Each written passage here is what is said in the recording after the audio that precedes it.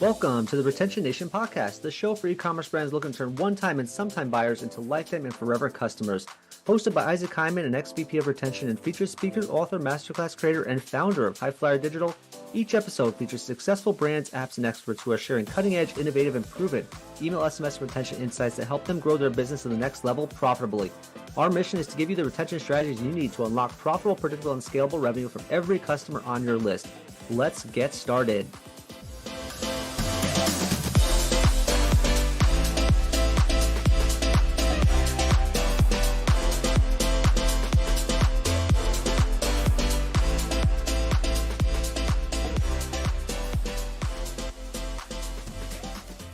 Hey guys, welcome back to another edition of the Retention Nation podcast. Super excited to have you guys here and learn how e-commerce brands are turning sometime and one-time buyers into lifetime buyers and finally unlocking the true revenue potential from their customer list and creating profitable, predictable, and sustainable revenue streams from their customers. Who wouldn't want that? I know brands are trying to get the most out of their customers. There's no better way to do it than retention. As always, I highly recommend. It's one thing to listen to a podcast or watch it, but I highly recommend you also get my 330-page playbook, my email SMS playbook, which shares with you the secrets of the top brands and how they're running their email SMS retention strategies. It's a thick book, and I'm going to introduce my guest in a second. I'm going to send him a copy as well, but it's definitely a great way to learn how the top brands are doing it.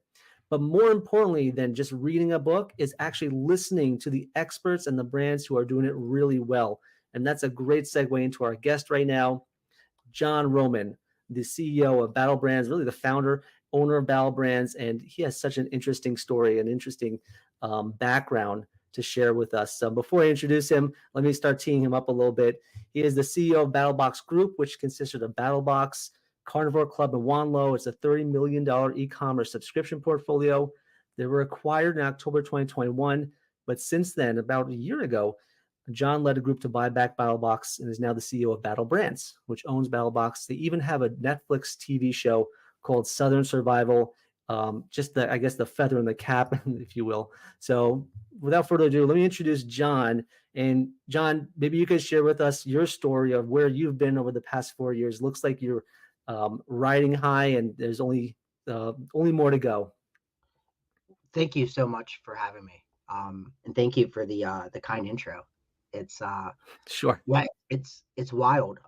We've been doing BattlBox now for 9 years. 9 February 2015. Wow. So as you kind of hinted, it's been an interesting journey. So we started off and really focused on content and community building, which, as you know, just as good as anybody, how important that is to retention strategy. And, that was our focus off the jump. And those were 2 pillars of the business, where any business decision across the spectrum of the business, we always took community and content into consideration, which I think kind of created a infrastructure, if you will, that played well into retention. So the quick version, we continued to grow. We saw growth, exponential growth, and then 2020 came. And as in the back and forth we were talking about, that boom that e-com saw in the pandemic, and we were just like the majority of brands. I mean, outdoor survival gear, when you're trapped in a house, like, people buy that. We had another brand that was cured meats shipped to your door. Like, these were all, and so many brands were like just the perfect wheelhouse of consumers stuck in the house. What do you buy? And we saw exponential success in 2020, starting around March, when the pandemic really started becoming the headline it was. And then we comboed that with the Netflix TV show, which came out in July 2020. So this is like the months to kind of set the scene. The beginning of COVID was the Tiger King phenomenon that just saw everybody stuck in their house switching to and signing up for Netflix. I mean, Netflix saw that subscriber base just go through the roof. And, we were on the tail end of that. or the beginning, of this new subscriber base of Netflix. So pandemic helping sales, Netflix show definitely helping sales and traffic and getting the brand out there. And then we decided it was time to sell. And like you said, in October 2021, we sold BattlBox and another brand, Carnivore Club, which collectively was Battlbrands. We sold it to a SPAC in out of Toronto, so publicly traded company, and that was supposed to be it. We had a period of time where we were going to, hopefully hit our earnout, and then figure out what's next in life. And anybody paying attention to the markets the last couple of years, the pandemic and post, it's been the economic, I don't even know what are we in a recession? It's, you Mhm. could argue it, right? Like it's a tough time. So if you look at any of the SPACs that came out in that time period as the one that had bought us, the story is eerily similar, to no fault of their own, just overvalued, market cap goes down, and from a stock price that was just plummeting to no fault of their own, it created an opportunity. And we were able to, in April of last year, so about a year and a half after they acquired us, we were able to acquire just BattlBox. We left them with Carnivore Club, but just BattlBox back for, you know, pennies on the dollar of what we had sold it for previously. But it was still a very mutually beneficial transaction. They needed some cash, and we were able to meet that need and get our baby back. And not part of the plan, but here we are. We have BattlBox back, and now we're doing new and exciting things with it. That's huge, and that's very fascinating. You said that because one thing you mentioned in the podcast I listened to before was that one of the great things about retention that you guys do is humanizing your brand in many ways. And have you felt that your own personality, your own stamp on it, is what drove you to say, let's get BattleBox back and let's delight our customers with you being the face of it, or getting more involved now? Um, so I'm far, far, far from the face of it. So we actually have a gentleman, Brandon Curran, and he's been the face of it for almost since inception, probably um 8 years at this point. And it's a really cool story with him. He was one of our initial customers. He signed up in the beginning. He was putting out content and reviews on his own. And we were seeing traffic from it. And it quickly turned into, hey, you don't have to pay for your box anymore.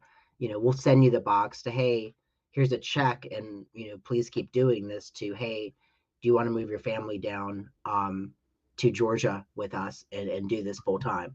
So really cool story with him. But I think there were two reasons we bought the business back. One, purely from a business opportunity, the math made sense. We were able to really have a payday, an exit like many are trying to accomplish, and then get the business back with there being a considerable delta. So from a pure economic standpoint, the deal made sense. The second piece, um, which became abundantly clear, is myself and our other partners how emotionally attached this is our baby. Um, and you love your baby, and sometimes it's hard to let go of your baby, even when Yep. they're grown up. And I think that's a great business opportunity, comboed with a passion for this brand. And the reason it's a passion for the brand is because of the community, right? Yep. And you can go into our Facebook members only group and see the back and forth and have some interaction with your customers. Just can turn your day around and make you have a good day and put a smile on your face. And it's one of those priceless things. Yeah, community building is so key, and I definitely has seen that as part of your retention strategy. And I heard about some really innovative retention methods you've been using, such as World War II tanks and innovative trips and experiences. Maybe you could walk me through exactly how you've done that, how you've implemented that, what was the genesis of it, and then Sure. also for brands out there, how do you measure the ROI of that? Is it even measurable, or is it just something great to do? No, so great question. because it's the ROI piece is super interesting. So we were hitting. So we call our monthly box, we call it a mission. So mission 12 would have been the 12th box we sent. So we've been doing this for a minute, and we're getting up to our 100th box, mission 100, affectionately known as M100, and we started seeing in the beginning of the year. This was the box that was coming out in June, in May, and we knew, like, starting January, February, there's a lot of buzz in the community about what was going to be in the box to celebrate this 100th box. Mm. And the expectations were not realistic. Like, at the end of the day, I would love to put a brand new car in everyone's $200 subscription box, but the finance doesn't finance there, right? We Yeah. have a business. But there was a lot of like, they're going to do this, they're going to do that. And we're like, okay, well, we have to do something. And we were really focused on and always focused on content.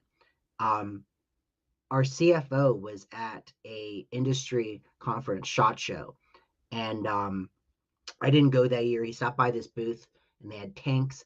He sent me a picture of the postcard, or the takeaway, the white paper, if you will, and send to me. He's like, hey, this would be a cool content opportunity. Maybe Brandon wants to go out here, shoot tanks. It could help us grow our YouTube and TikTok channel. Wow. And somehow, between him finding that and us having conversations, it morphed, completely morphed. And we saw two birds with one stone, great content play, but also this could be the mission 100 thing we do. And I randomly have it here. But so this was the golden ticket, if you can see it. Mm-hmm. So we took 5 of these, and we put them in 5 random member boxes. And there were instructions on the back. Down on this one is a sample. There's instructions on the back of, they had to reach out to a specific email address with a certain code. And if you were one of the 5, we flew you to San Antonio, Texas. We met you there, hung out with you, took you out to dinner, spent the evening just getting to know you. The next morning, we loaded you on a coach bus, and we drove 2 hours in rural Texas, put all 5 guys in World War II Sherman tanks, and one by one, they shot the tanks at a target downrange. And if they hit the target, it was a BattlBox basketball that was on top of a vehicle. If they hit the basketball, we were going to give them $100,000. So it was definitely outside the box, That's definitely super wild. And it was an interesting approach. Now, unfortunately, nobody won. We wanted someone to win. As we built it, we went with the equivalent of like hole in one or half court shot insurance. So we paid a premium, which was a lot. And then if they won, they won. So we wanted them to win, because we had already paid for them to potentially win. And yeah, it was super, super unique. Now, back to back, bringing this together to the retention piece, you do see giveaways all the time. There's some brands that have built their entire persona around giveaways. And this was a little bit different. So you see this golden ticket, win $100,000, and to most marketers, it appears as a great customer acquisition tool. We wanted to do this for our customers, and we knew that if it was positioned as an acquisition tool, its genuineness and our message that it was for the customers would have been misconstrued or just misinterpreted or just not accepted for what it really was. So we took a weird approach. On the 15th, which is so you sign up, and then your following month, all members are renewed on the 15th in the morning hours. So on the 15th, after renewal, where everybody has already renewed, we dropped a video where we talked about the golden tickets. They're going to be in 5 boxes. And if you're seeing this now and you're not a customer, we'd love for you to sign up, but you can't win this. This is not for new customers. This is for existing only. And by waiting purposely after the renewal, it made it very factual. If you weren't a customer, you weren't in the randomization. You couldn't win. And I think our customers appreciated it, and they could tell that it was coming from a real place, that it wasn't a sales tactic tool, because the way we rolled it out, there was no benefit um, to us, except for the benefit of retention, right? And not even short-term retention metrics, long-term, like how many brands do stuff like this? Not many, right? And maybe this is a company I want to keep my subscription membership with. So it was a definitely a unique approach, and we're doing another one. We haven't announced it yet, but we're doing it in second half of this year. It's going to be Oh, bigger and more customers, and we're affectionately calling it Battle Games, which it'll be cool. I didn't answer the last part of your question, the ROI piece. It's tough, right? Because you can compare retention to, you can look at your churn in a cohort or a period of time, and then you can look at it around the event.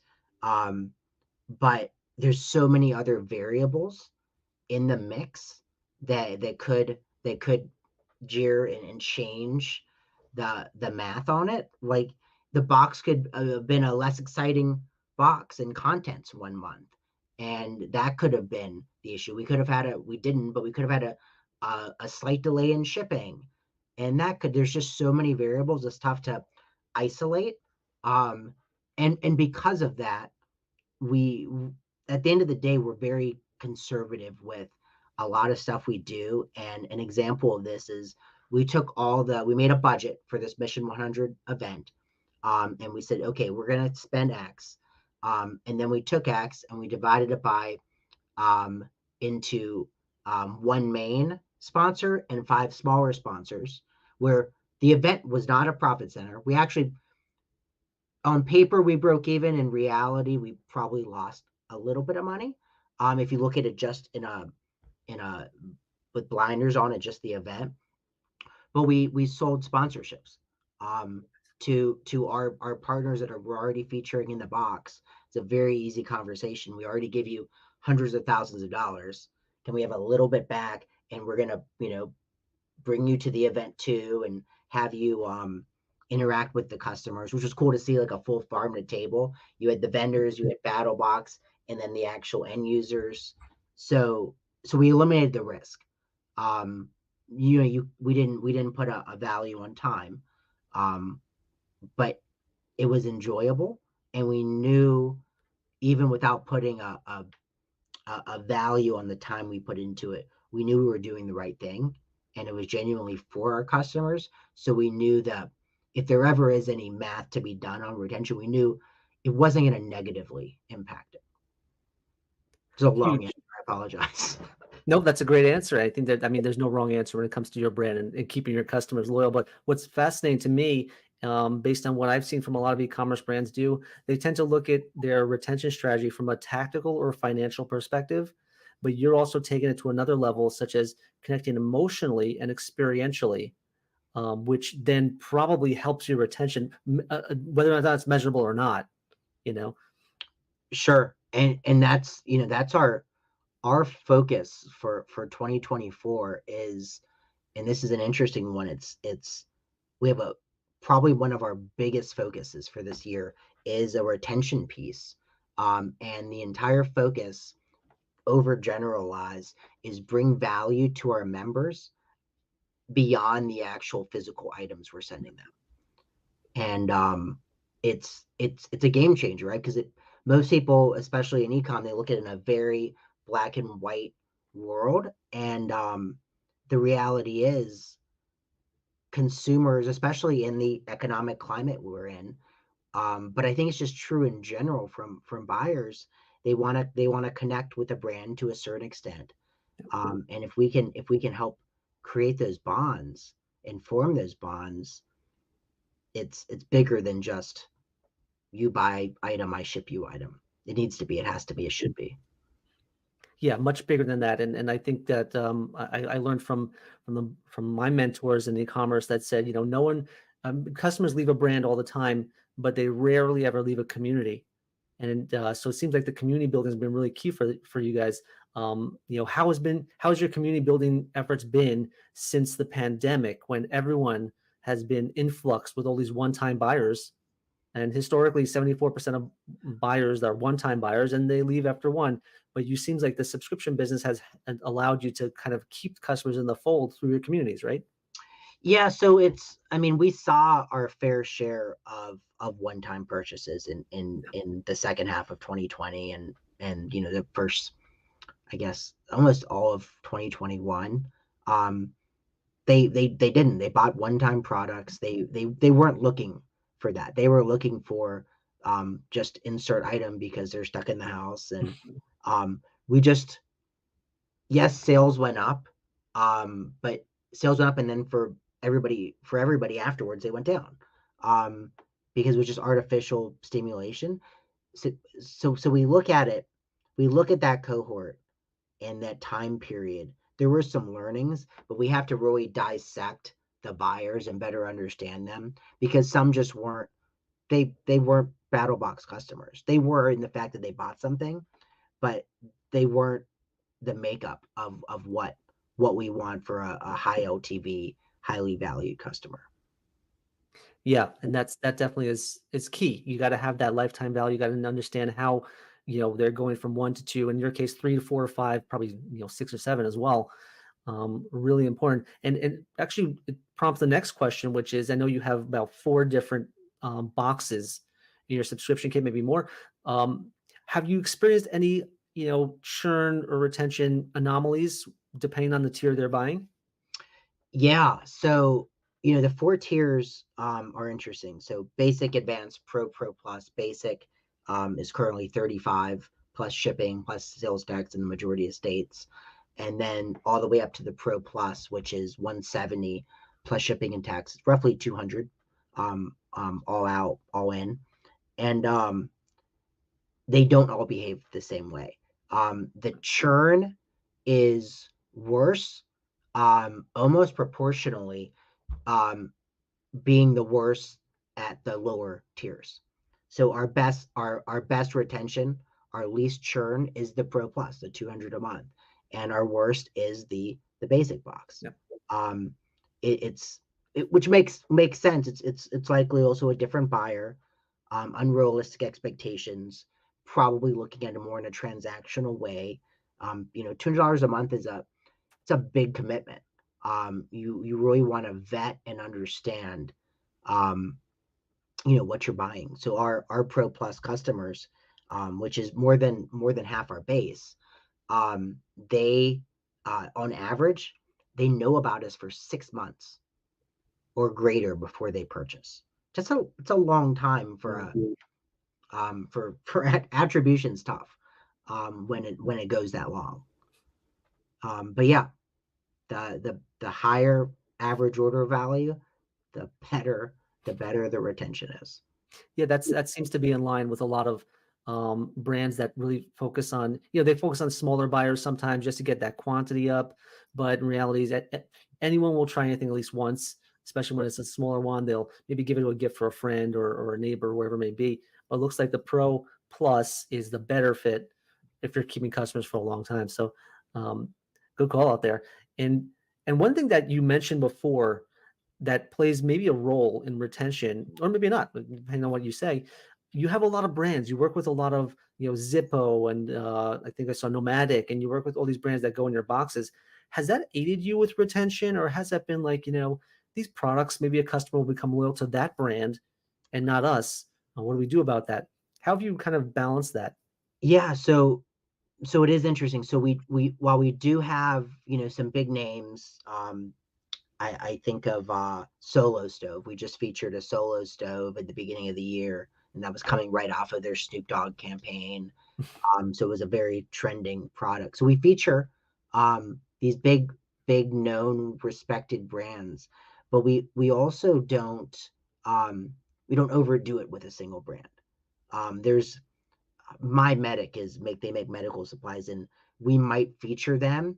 And it's not the same item, but they have a catalog of hundreds of medical items. We might feature them 2 or 3 times a year in total. So we really don't duplicate brands. Um, but we, I don't know if we look at it that way. We want to showcase a new brand, right? We want them to see the value. We want to be um, that that friend that you ask, hey, what's the cool new brand? This is it. So we want them to. And tying it together a little bit. So part of this initiative of how do we bring additional value. So we have this new offering called Battle Vault, and it's free with membership. So if you're a member, whether you're in the basic or the Pro Plus, you have access to Battle Vault. And one of the sections of Battle Vault are partner exclusive discounts. So it's the MyMedic, it's the Solo Stoves. We have exclusive, better than anything you're going to find with a coupon code search, um, coupon codes for all of our partners. So it's we in order for, at the end of the day, there's limited wallet. I'm not going to say that that's not true, but I believe someone doesn't have to necessarily lose for everybody to win in that little space. Um, so we'll send traffic to them. I mean, they probably gave us a really good price on the items too, because you know, depending on the lens you're looking at BattlBox, you could strongly argue that it's a marketing engine, right? We get a lot of, hey, I'm an up and coming brand. I'd love to be in BattlBox, and we've done smaller brands sometimes comes with its own challenges, but we have case studies. Like it's pretty cool. Like we literally changed the how their chart was going, and it's kind of cool to see, oh wow, you put it on so many eyeballs and you changed the momentum of our business. So it's, I don't know, everybody can win. Yeah, that's a great call out. I know I work with a lot of retailers that work with other brands and they sell other brands, and it's really a rising tide lifts all ships. Mhm. And you can also see that brand would leverage your audience to maybe launch new products or get new initiatives out to your base potentially as a trial run, and vice versa, maybe. Right. So it really helps everyone. It's like a flywheel effect, right? It helps bring in new customers to everyone. Yeah. So I know that you guys have done a ton of big projects and big retention strategies, which is amazing. What would you say is a number one strategy you would want to implement this year? Yeah, that maybe you didn't get a chance to, or that it struck out maybe 7, 8 years ago that you'd love to try now. And what would be on that retention roadmap? So something we're touching again that it seems to be working. We've had some success in other parts of the business, but some automation with direct mail. It's something that we've been testing, different versions of it over the past 6 8 months, and we're seeing a lot of success with it. But it would be this year about turning it up a notch, finding the right touch points. When is the right time to try to keep someone warm or bring them back. Um, it for years it direct mail was a staple for everybody, and then it went through a dark period where it really wasn't behaving and working like it used to, and we're seeing this resurgence where all of a sudden the effectiveness of it is increasing. And I think adding it into your retention playbook is a smart move. Huge. That's great to have, and it really goes in line with your business, it seems, right? That experiential approach. Let's get off just the e-commerce side, which is important, but also having a different tactic, more multi-channel approach to target Yeah, your it's customers. omni-channel, right? It's working. The messaging there is working with the SMS and the email. Like Yep. it's all coming together cohesively. Yeah, huge, amazing. So I know that we're about at time. If you're an e-commerce brand who's listening to this, any words of advice or tips or some sort of initiative that you would recommend for a brand to start, implementing right away? Um, it's a tough question on just picking like one thing. I would say pure out of, I mean, it's, you don't have a choice at this point, but focusing. on better segmentation with email and being more unique in email, that by, not by choice, but like the days of blasting everybody in your list are long gone. But now with, all the changes that are made, it's even more important. I would say just spending the extra time digging in, or finding someone to help you dig in on the email piece and your audience, and better understanding segments, and having specific flows for specific segments, and being more personalized in your emails. Huge. Finding the right person and sending them the right message. Yeah, exactly it. Um, any last words you'd like to share about BattlBox, or anything you'd like to give our listeners? No, this was really fun. I have a blog, onlinequeso.com. It's 80% me, 20% guests, but it's kind of the focus on it is talking about this industry, but not in the toxic way others do, where it's all just about the wins. Um, there's typically more losses for everybody, and the important thing of the losses is that's where you learn. So we try to focus on the blog on highlighting the learnings that go along the way, that lead to the hopeful wins. Huge. That's great to see. And it's a good insight into how you run the business, how your brand has grown so far to have just, the e-commerce side, tactical and experiential and emotional connection you have with your customers. So really thanks for being here, John. It was great kind of connecting with you and talking about how you're doing it right. Well, I really appreciate it. This was fun. Thank you so much for having me. No problem. So thank you again for listening to another episode of the Retention Nation podcast. As always, highly recommend you focus on doing what John's doing, which is excelling and turning those one-time and sometime buyers into lifetime buyers. Your brand will love you for it, and your customers will love you even more. Thanks for listening. Thanks for listening to the Retention Nation podcast. If you enjoyed this episode, please be sure to subscribe and join our Retention Nation Facebook group. If you want to put this week's retention strategy into action within minutes, all done for you by our expert email, SMS, and retention team, you can go to highflyerdigital.com/book for a free 15-minute chat with myself and my team. It's time to turn those one-time and sometime buyers on your list into lifetime buyers and unlock the revenue you deserve. Your brand is worth it, and your customers will thank you for it. Until next week, I'm Isaac Hyman, wishing you a successful and profitable week.